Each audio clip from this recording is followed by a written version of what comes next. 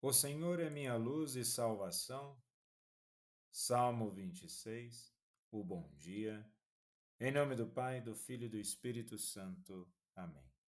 Recorramos sempre à poderosa intercessão de Maria Santíssima, nossa Mãe, e de São José, o Justo. E conforme está no versículo 1 do Salmo, onde menciona que Deus é nossa luz e salvação, a pergunta é: de quem eu terei medo? De quem é que nós teremos medo? Se Deus é nossa luz e salvação, Ele que pode verdadeiramente iluminar todos os nossos passos e salvar verdadeiramente a nossa vida e tudo aquilo que somos. Entramos na Semana Santa refletindo sobre o mistério da paixão, morte na cruz e ressurreição. E a reflexão na semana deve nos trazer ainda mais para perto da vivência com nosso Senhor Jesus Cristo. Na primeira leitura de hoje do livro do profeta Isaías, capítulo 42, e versículos 1 ao 7, faz parte e é conhecido como o primeiro dos cânticos do servo sofredor. Apresenta ao servo escolhido por Deus aquele que trará a justiça às nações. E novamente temos um texto escrito no exílio babilônico, quando o povo sofria, mas esperava uma restauração prometida por Deus. E que podemos aqui fazer um simples e rápido paralelo. Se o povo de Deus sofria no cativeiro e no exílio da Babilônia, o ser humano, com o pecado, fica exilado, ou seja, distante, desprovido da graça de Deus, e por isso sofre, padece. Mas a restauração prometida por Deus virá por meio do Messias, pelo nosso Senhor Jesus Cristo.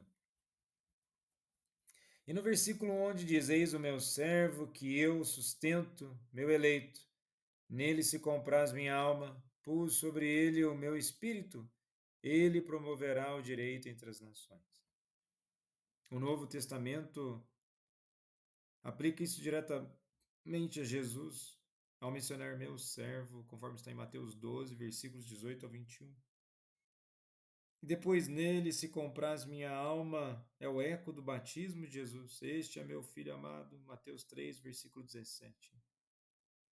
E promoverá o direito. Jesus traz a justiça de Deus não por força, mas por amor.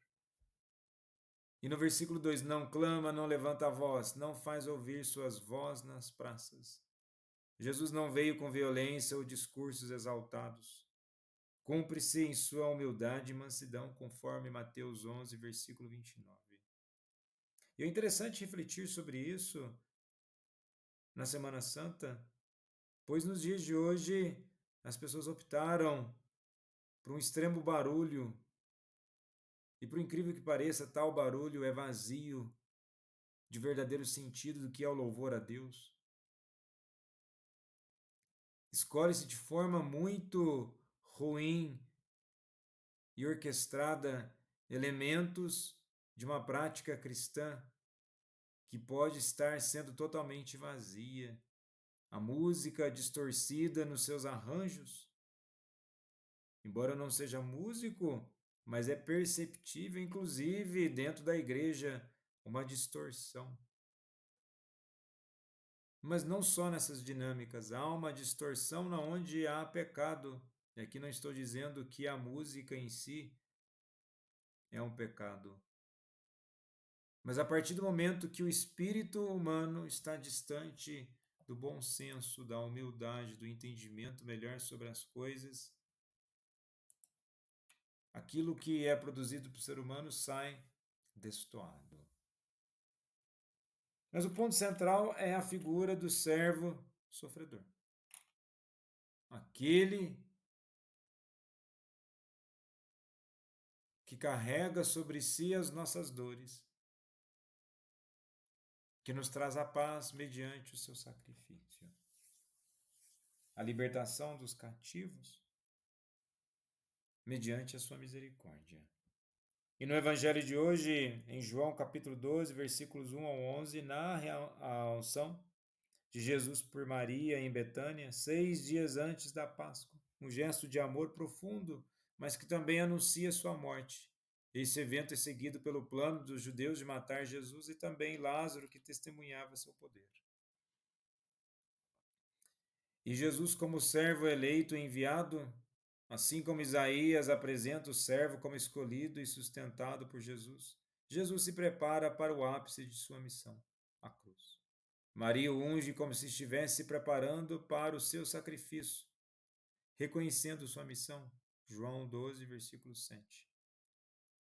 A humildade e silêncio do servo. Jesus não se defende de Judas ou dos líderes judeus. Como servo de Isaías, não levanta a voz, mas aceita o gesto de amor silencioso de Maria. E quantas vezes nós começamos a reclamar, a murmurar de tantas coisas, mas de muitas vezes é preciso aceitar, ter paciência daquilo que está acontecendo. Jesus é luz para as nações. A presença de Lázaro como testemunha viva aponta para a nova vida que Jesus oferece. Ele é a luz que vence a morte. A comoção em torno de Lázaro leva muitos judeus a crerem, sinal da missão do servo que atrai todas as nações. E o perfume e espírito. Isaías fala que o Espírito de Deus estava sobre o servo na primeira leitura. E o perfume derramado em Betânia é símbolo da unção divina, do Espírito que habita em Jesus e o conduz até o fim.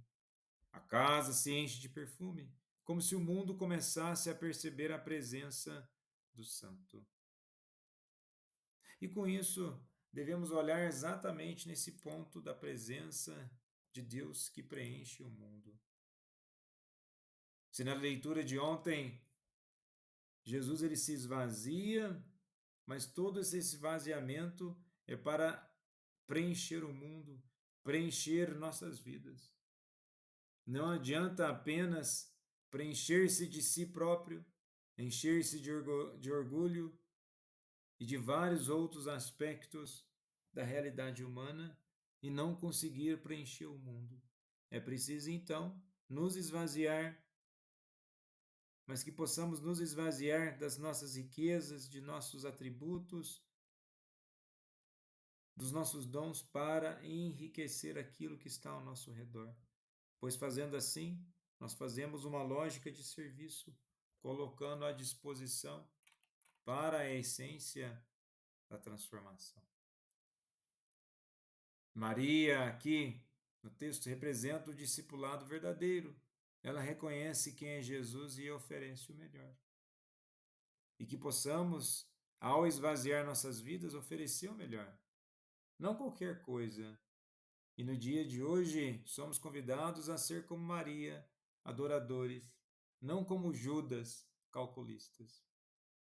E em um mundo que rejeita a verdade e a justiça, somos chamados a ser luz com Jesus, o servo que vence sem violência. Jesus, manso e humilde de coração, fazei o nosso coração semelhante ao vosso.